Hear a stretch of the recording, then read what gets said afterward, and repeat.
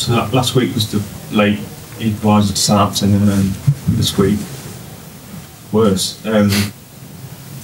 How do you expect that happening again? Well, it's football.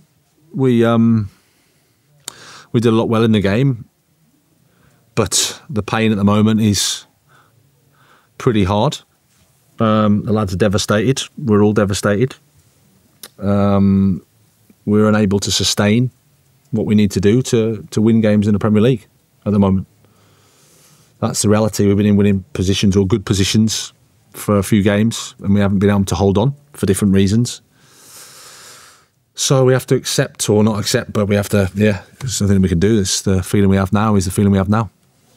I know you just said there for different reasons, but I remember last week the reasons you were kind of giving for the equaliser were like perhaps having the physical capacity to kind of get out and stop that equaliser happening.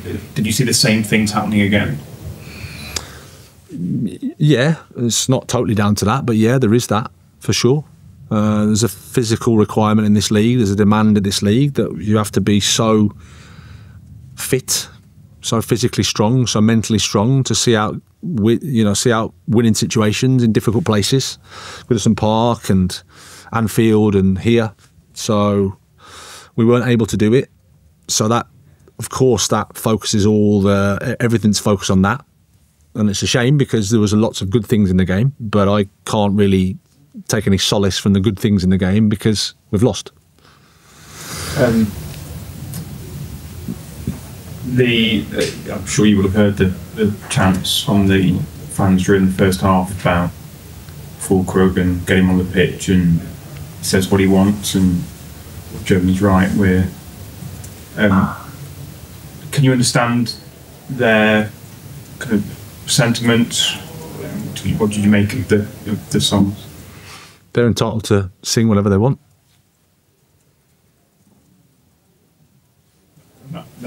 That's it. Was your decision to leave Füllkrug out based on his television interview? No. No.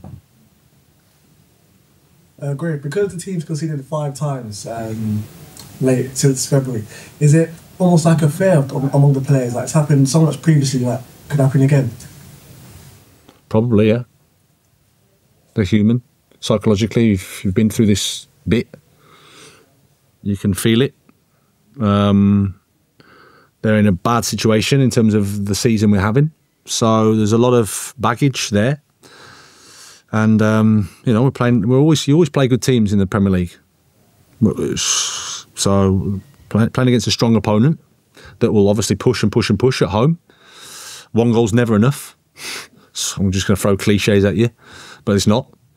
And you have to sustain the good things and see out the times when it's getting tough, and we weren't able to do that. In terms of just addressing it and hope it doesn't happen again, what do you backroom staff reckon you have to do to prevent and address the late goals? Well, we have to analyse the game back. We have to look at how we can support the players in the back end of the game, what substitutions we can make to maybe shut up shop or to change things. There's always things we can do. But in the end, the players are there as well. I'm having to answer these questions, but there's players on the pitch. But in terms of the positives, Kudus scored his first goal. There's lots of positives, but no one wants to hear positives. What, there were? No, it doesn't matter.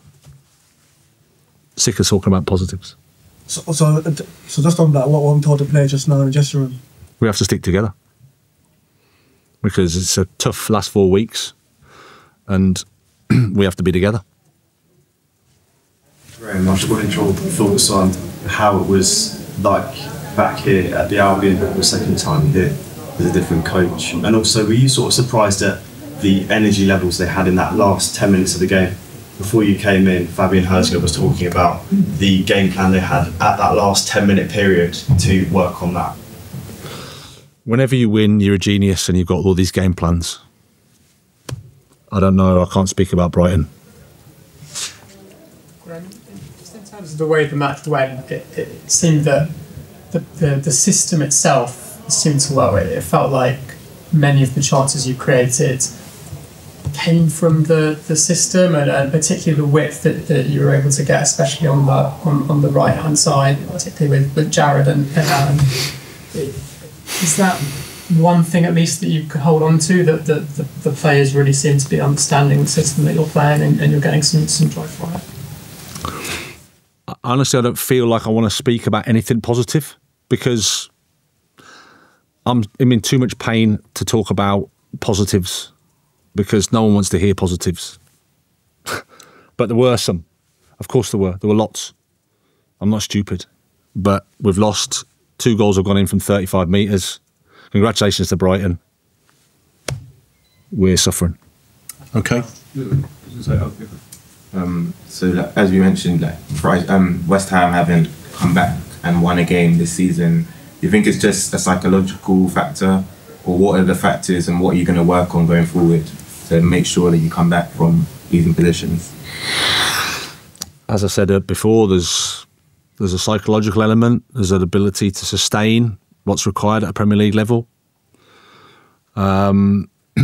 We were close to coming back from a goal down, and took the lead, which I don't know whether we've done that before. Have we done that before? Surely this season.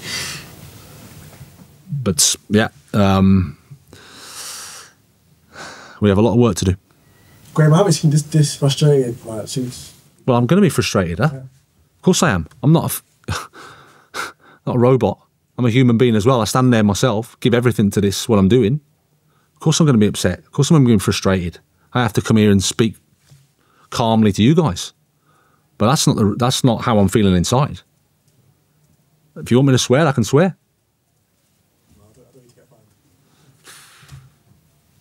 Okay, guys, we'll leave it there. Thank you. Cheers.